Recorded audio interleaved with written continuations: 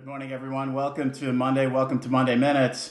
Very dynamic week ahead. So let's start with last week. Here's the challenge for the Fed in a nutshell. Once you send a strong signal of taper, the next logical place that the marketplace looks at are rate increases.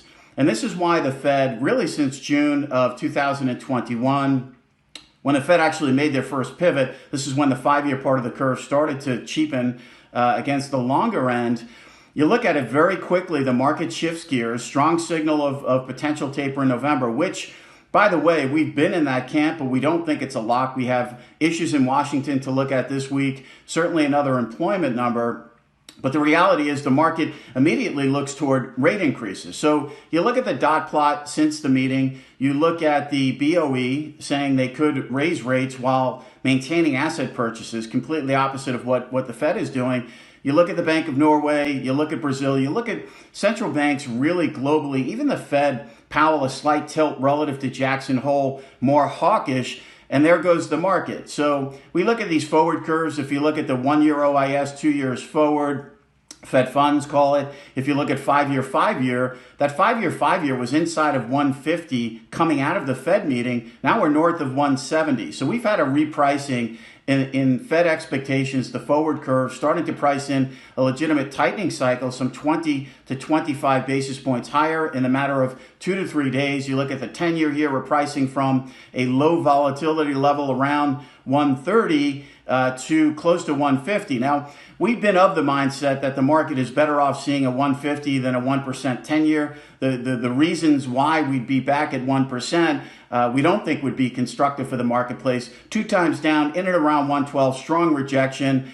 So rates in general have been too low, and we've expressed that view. But it is worth watching here, the speed and how we move, the magnitude. We saw this in the first quarter of 2021. We don't necessarily think what we're seeing now is akin to that, but should we start to see an acceleration here to some higher levels, the speed of which the market is not comfortable with, that is certainly something to keep an eye on. With regard to the Fed, Powell, the taper next month, substantial further progress, certainly met on the inflation side, so it's to the employment side.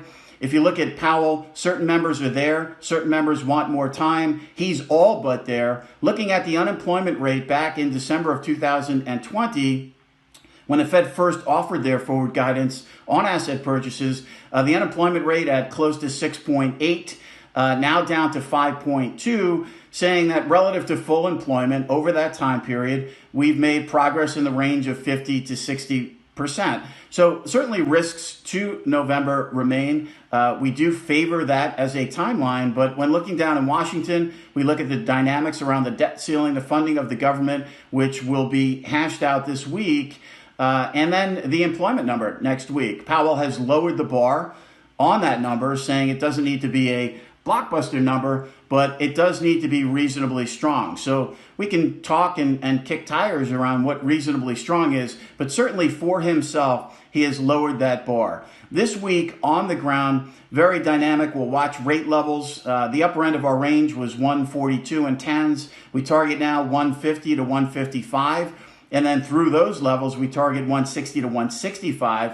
In 5-year space, it gets a little more interesting. Big gap through 1%, up toward 125, 135. So market participants going to be watching rate levels here very, very closely. On the ground this week, we do have a ton of information. Economically, durable goods, consumer confidence, claims, personal income and spending, PCE deflator, Michigan sentiment and inflation expectations, ISM manufacturing. In terms of the Fed, a plethora of Fed speak, including Powell himself on the Hill.